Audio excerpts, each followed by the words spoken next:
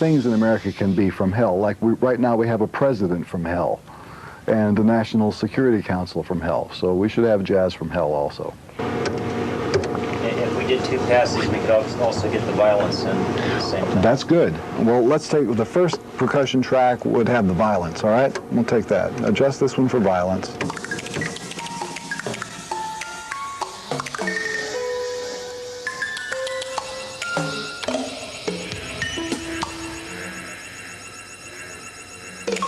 Becoming more violent now. Yeah, I think so. And it's a good thing we're computerized to do this, because manual violence is very, very time-consuming.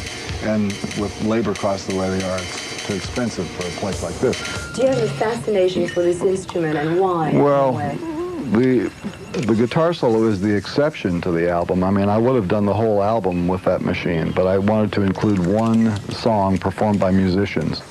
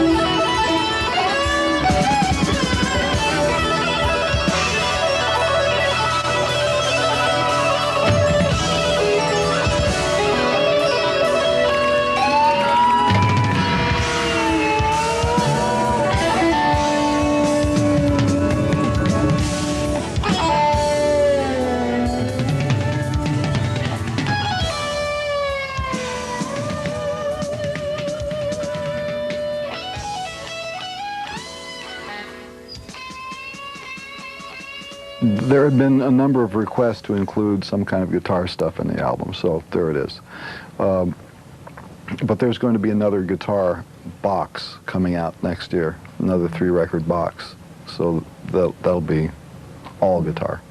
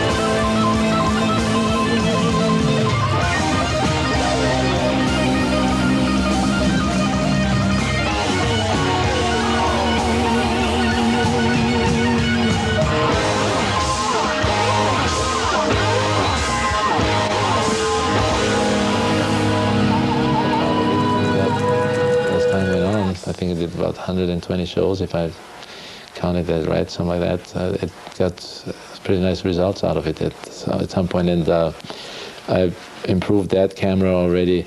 The thing with the double lens was that with the regular lens on whatever lens you might have on there, you're really limited and you operate only that parameter that lens offers you. And with the semi-fisheye super wide angle, you pop that on and you sort of create a second camera image, especially because with that lens you don't have to focus, you just leave it all open, and you get these kind of semi-distorted angles, which for music video lends itself if you don't overdo it, of course. Not too bad. Okay, that's cool, covered that. Next one.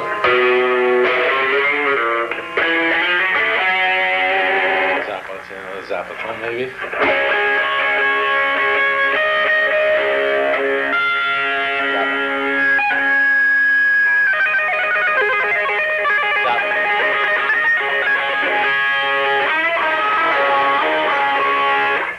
I think, for whatever I do, I always want to be, full on. I try to be, really get into it, and it's like obsession, I think, is one word for it. You might want to apply it. Otherwise, like just vegetating. That's. I mean, when I sleep, let's say a whole day, I get like almost depressed and think, God, well, what could I have done, or what, Then again, you got to sleep too, but to wake up to the woodpecker.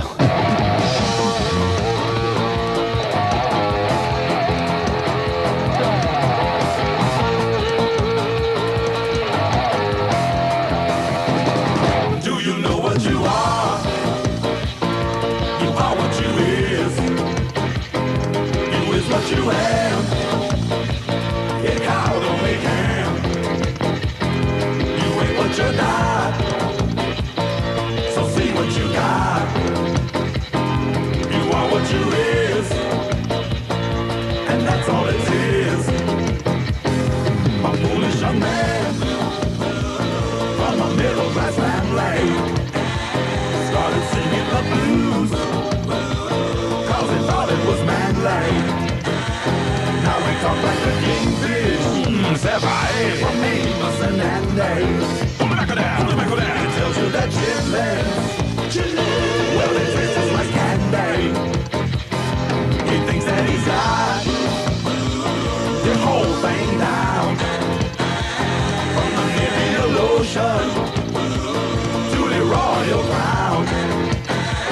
Do you know what you are? You are what you is. You is what you am. Hey cow, don't make ham. You ain't what you're not. So see what you got. You are what you is. And that's all it is. A foolish young man of the Negro persuasion. Devoted his life to become a Caucasian. He stopped eating pork. He stopped eating greens. He traded his dashiki for some Jordache jeans. He learned to play golf, and he got a good score. Now he says to himself, I ain't no more. I don't understand you. Could you speak more clearly? Who is who? I don't know. And what is what? I just don't know. And why is this? Tell me now. Appropriate. That's a funny pronunciation if never heard. If you don't like, where'd you get that word? What you has got. Appropriate. Drop it in the dirt. Drop it, yeah. And let it rock. I can smell it now. Someone else. Here it come. Will surely come. I told you he was coming. Let's pick it up. That's right. Cause he wants some. And he wants it for free. And when one day there will come a day, you wonder who. I wonder too. You used to was. Who I was anyway. And what you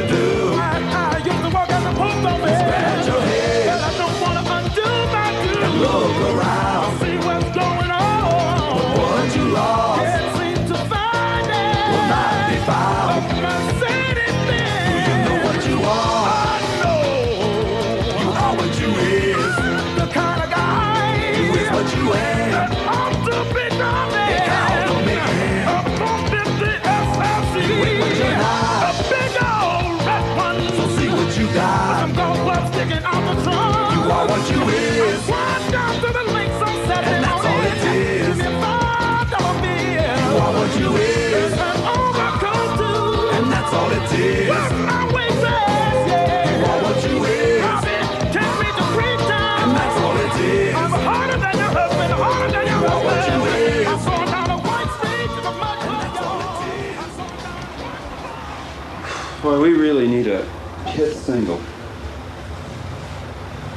Just think, I mean, the way the world's going today, with all the problems in it, I bet I could actually change the world.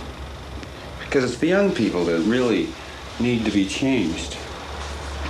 And you could really do that through music and everything. This was our last hit single. It was really a bomber. They wouldn't even play it on the radio. Oh well, gotta come up with something better than that.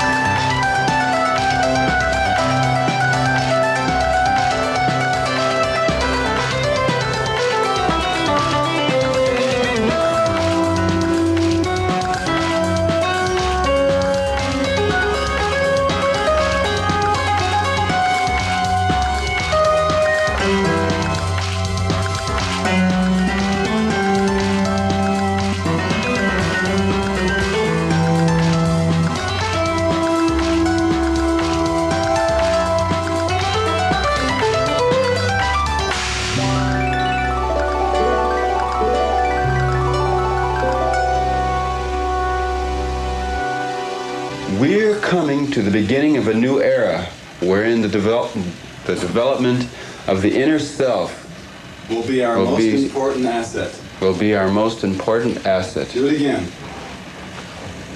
We're coming to the beginning of a new era wherein the development of our inner self will be the most important asset. And improvising to music like this is part of that development. Now, if I take this sock and put it over here,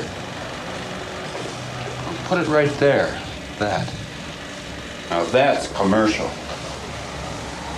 But if I take the sock and put it here, now that's underground. But we want something commercial because we want a hit single on the radio. Country and Western. Yeah, country and Western probably. That's The what hangers. the kids are really digging today. So I think it's singers. This.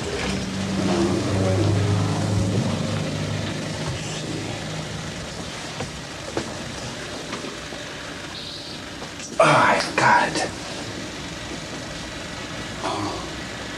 I think we're going to need a new bird.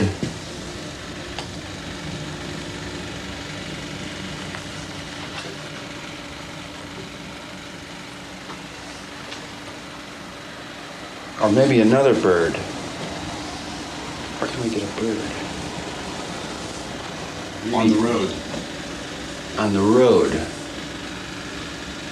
I'm sure we could find one on the road. If you've ever been on the road, you know what I mean. You found that bird on the road. Somebody ran over it.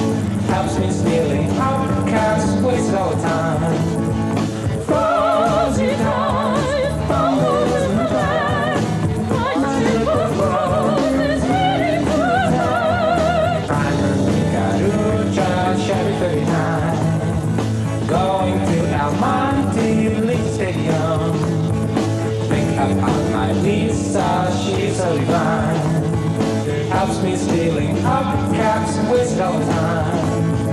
Fuzzy dice, bongo bags, my ship of love ready to attack. Won't you please hear my plea?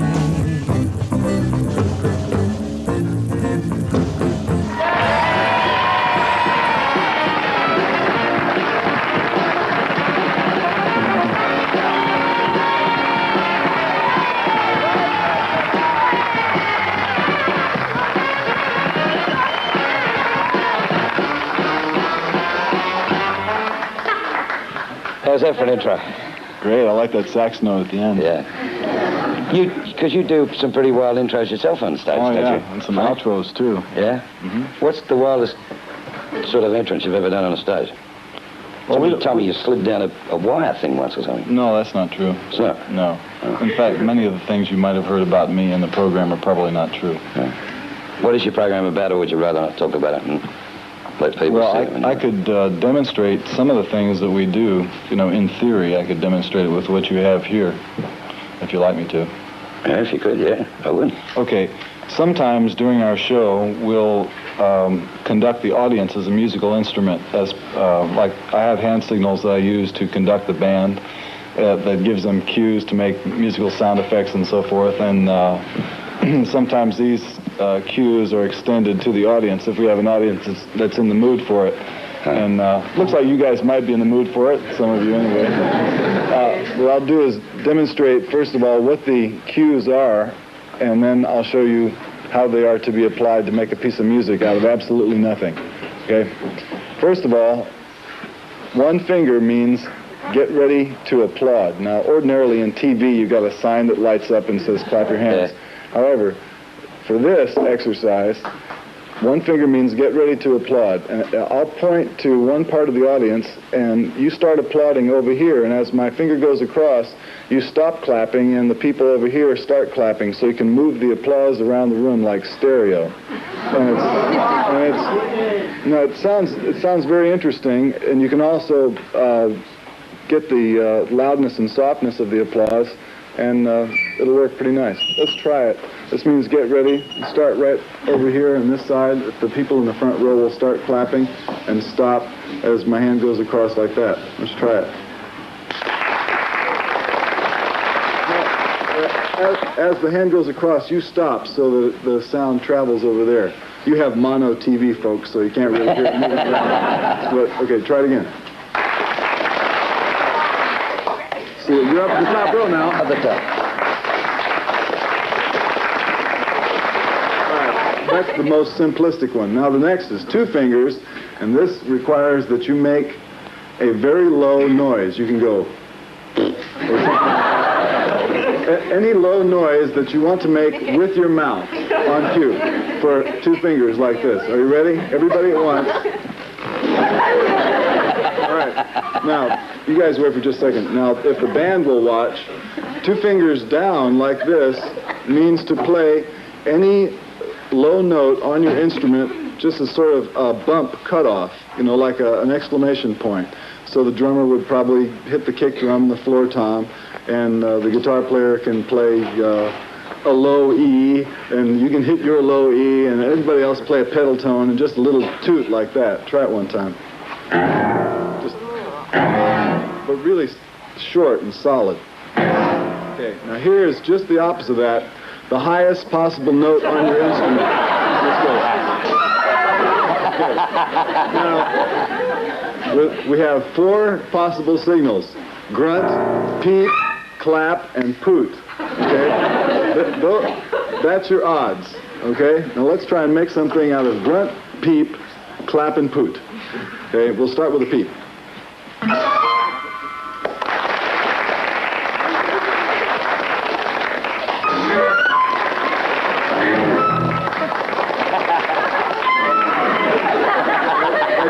Okay, now, all right. Now we're going to enrich our musical texture now by including a chord which you may choose, any note of any one you like, folks. Attack any pitch and increase the volume. This is increase in volume, and this is bend the pitch down, and this is bend the pitch up. So, any note.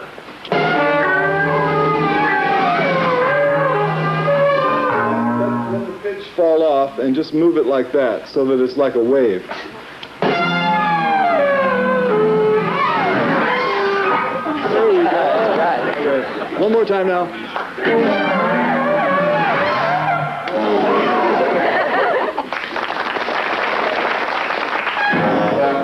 That's wild.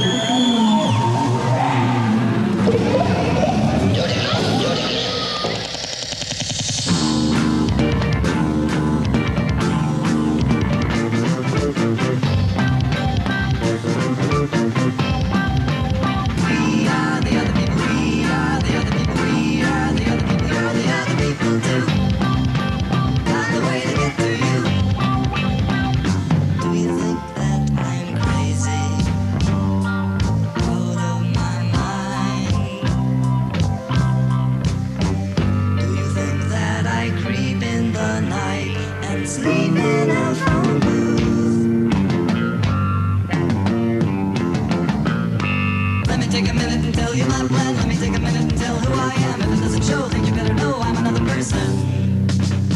Do you think that my pants are too tight? Do you think that I'm creepy? Better look around before you say you don't care. Shut your fucking mouth about the length of my hair. How would you survive if you were alive, shitty little person? We are the other people. We are the other people. We are the other people. You're the other people too. Find a way to get to you. We are the other people. We are the other people. We are the other people. You're the other people too. Find a way to get to you. Do you think that I love you? Stupid and blind. Do you think that I dream through the night of holding you near me? Hi, I'm Phyllis Altonhouse, and I'm working with Frank Zappa on his film Uncle Meat in Hollywood. I'm a little nervous doing this because it's the first time I've ever been a star in a film. I originally started working for Frank as his assistant editor on the film Uncle Meat. And one day we were sitting around watching the festival hall shots, the rushes, and I saw Don come on the screen, Don Preston, who plays the monster, and I said, Frank, look at Don, he's turning into a monster, I'm gonna vomit. When she sees him turn into a monster, she has to vomit. Frank said, that's it, that's the opening of the line, that's the opening of the picture. I said, Frank, I can't be in your picture. First of all, I have such a bad Brooklyn accent, I'm embarrassed about the whole thing. And he said, don't worry, you'll do it. So, you know, with Frank, he has a certain way about him, and he just gets people to do these things. He just makes me sick when he changes into a monster. Why? Why does he make you sick? Oh, can't you see it? How ugly it is, being that monster. Oh, I can't stand it. I think I'm going to be sick. I have to vomit. So I figured, okay, I have nothing to lose, right? Well, first day of shooting came around, I was a nervous wreck. You see, what I wanted to say was, originally, how I came to know Frank and everything. You see, I worked for MGM Records. I think it was 1967. I worked for Tom Wilson. You remember he was going to run for president? Well, Tom was producing Frank's albums, The Mothers of Invention, and I started getting to know the mothers and thought that they were funny. One summer I spent practically every night at the Garrick Theater. I lived there in the West Village at the time, and I used to come by and drop in, and one night Frank even got me on stage, and I felt like a real jerk, but it was okay. You know, I saw he had this power to do this thing. Your green, don't forget your beans and celery. Don't forget to bring your thick ID. Eat a bunch of these. Magnificent. With sauerkraut.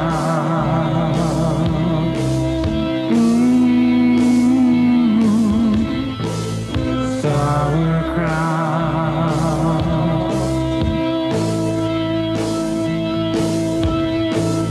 Eat a grape, a fig, a crumpet too. You'll pump 'em right through.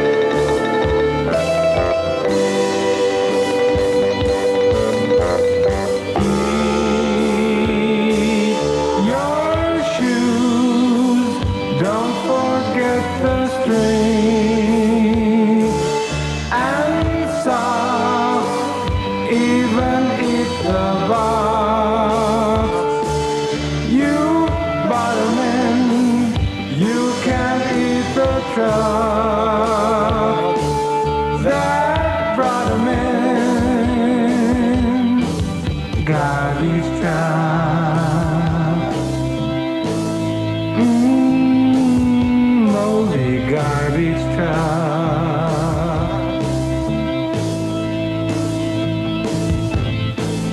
Eat the truck and driver and his gloves. Nutritiousness, deliciousness, worthlessness.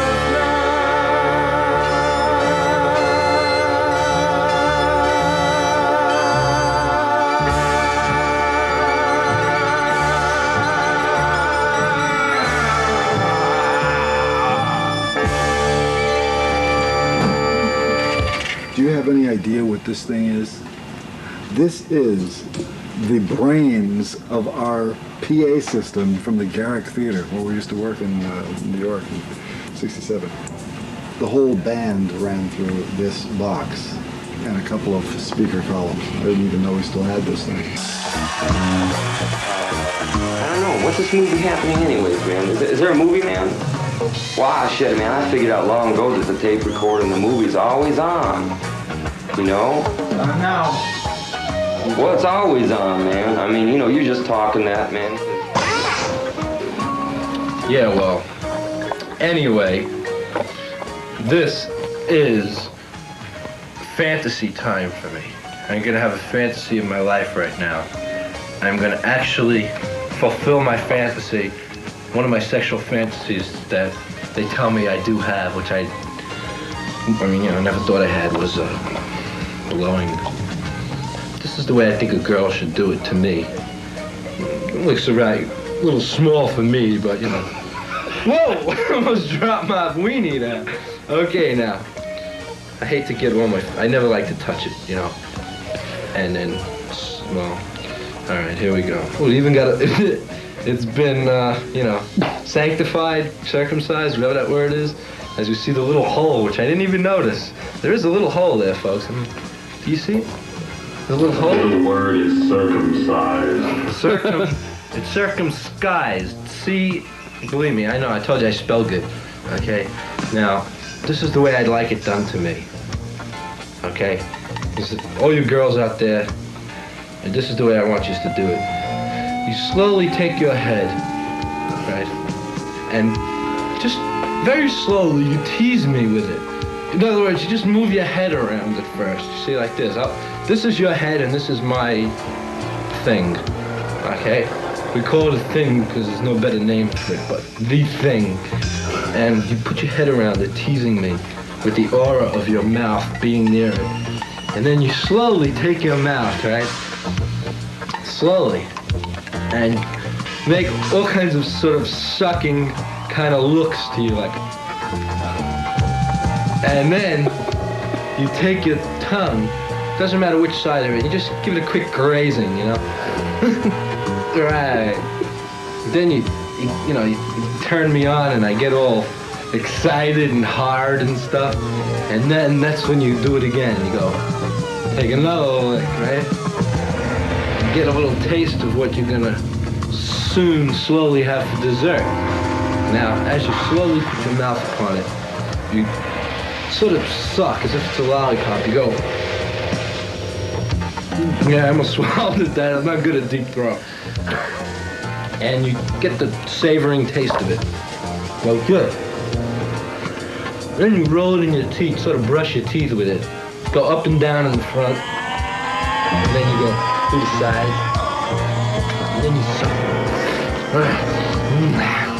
But is it for real? Yeah. Oh shit, I ate it. Well, girls, one thing, never, don't chew it, you know. Don't take a bite out of it like I just did. Because the guy will get very mad.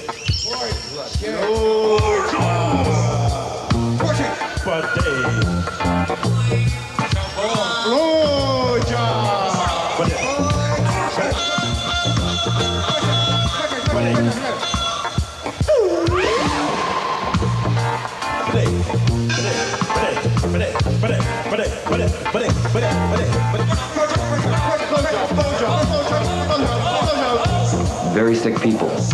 Very sick, very sick.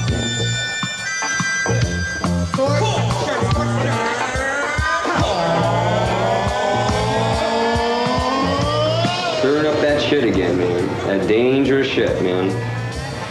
Mr. Zappa's gonna stir up the dog shit one more time. Just to see how foul it gets. Thank you. Well, thank you. You're really too kind. It is my personal feeling that lyrics will not harm you. There is no sound that you can make with your mouth or word that will come out of your mouth that is so powerful that it'll make you go to hell. It's not going to do it. It's also not going to turn you into a social liability. Disturbed people can be set off on a disturbed course of action by any kind of stimulus. If they are prone to being antisocial or schizophrenic or whatever, they can be set off by anything, including my tie or your hair or that chair over there or anything. Anything can set it off. You can't point to statistics of people doing strange things in the vicinity of rock music, because all you got to do is look around at all the normal kids who listen to it and live with it every day, who do not commit suicide, they don't commit murder, and they grow up to be, in some cases, legislators. This is probably the worst type of child abuse we've got in this state, because it hits all the children. But this is mass child abuse, and that's what it is. When they throw some of this slime at these children, it's abuse. To say that rock music is the worst form of child abuse and that it's mass child abuse, I would call that sky-high rhetoric. We're not talking about references to sex. We're talking about references to incest. Incest, and it says, do it, kids, it's fine. We're talking about rape and sexual violence. It's illegal in this state, but these records get out there and they say, do it, kids, it feels good. It's fine, it's okay. You gotta read this stuff to know just how dirty it is. You guys read this? Did you read the synopsis? This is pornography. This is censorship. All right, I'll have to talk louder. I oppose this bill for a number of reasons. First of all, there's no need for it. The idea that the lyrics to a song are going to cause antisocial behavior as an exclusive cause of antisocial behavior, I think, is not supportable by science. This bill is constitutional. We're talking about minors in the first place, and stop worrying about their civil rights. Start worrying about their mental health and about the health of our society. In the part where it talks about it says, in this section, the following words have the meanings indicated. The bill seeks to keep you from seeing, renting, buying, or listening to material described as depicting illicit sex. And the description of what illicit sex, as per this bill, here's the descriptions.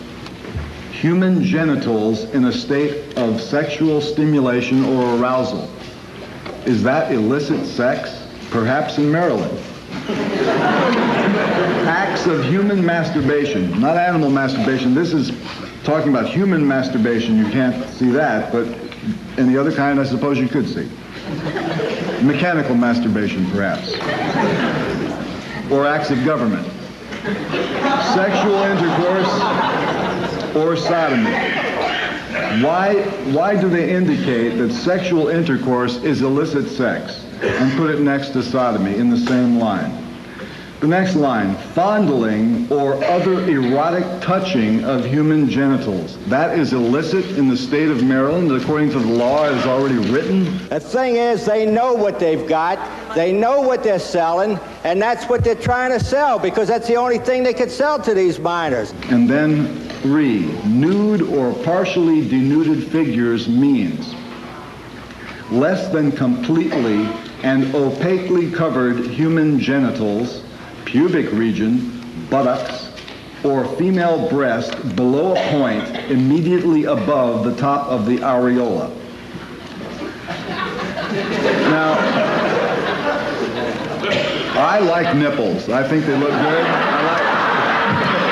And if you are going to look at a woman's breast, if you take the nipple off, which is the characterizing, determining factor, what you got is a blob of fat there. Okay? And I think that when you're a baby, probably one of the first things that you get interested in is that nozzle right there. And you get to have it right up in front of your face. Okay? You grow up with it, so to speak. And then you grow up to live in the state of Maryland, and they won't let you see the little brown thing anymore. I'm not against artistic creativity. I'm not for censorship. I think adults have the right to listen to and see whatever they want. But we're talking about children here. This is to protect children. Some people, when they start talking about pornography and saving the children and the rest of this stuff, in the desire to help a child, sometimes choose some strange ways to express it. And what I know about this bill basically is what I see on this paper and things that I've read in clippings sent to me from Baltimore papers. And some of the statements made in support of the bill. For example, I hope I'm not incorrectly quoting you, Delegate Toth, in the reference to rock music being the major cause of incest in the home. Did you say that? I'm sorry if I'm misquoting you. Somebody reported to me that you had said that, and I've been baffled by it ever since. But if you had said it, well, I won't even bother to answer it since you didn't say it, but is it true that someone has said, I believe it was Delegate Owens, that rock music is the worst form of child abuse? Mass child abuse? I think you have problems in the law as it already exists, let alone amending it to include audio references to the things that are already in this document. Then, because it talks about not being able to advertise matter containing these objectionable topics, it opens up the possibility for this. A person wearing a Motley Crue t-shirt, if Motley Crue was adjudged by whatever forum is going to make these decisions to be a pornographic act, if the person is wearing the t-shirt, theoretically he could be fined $1,000 or go to jail for a year for his wardrobe. And if he wore it twice, it's $5,000 or imprisonment not to exceed 3 years, or both, unless otherwise provided. One example of censorship. Okay, the censorship doesn't always work like a guy takes a pencil and crosses, or a black marker and takes a line out of a book, or forces a record off the shelves. It doesn't always work that way. Here's a good example that is localized. I offered the Peabody Conservatory my services to teach for a couple of weeks. Okay?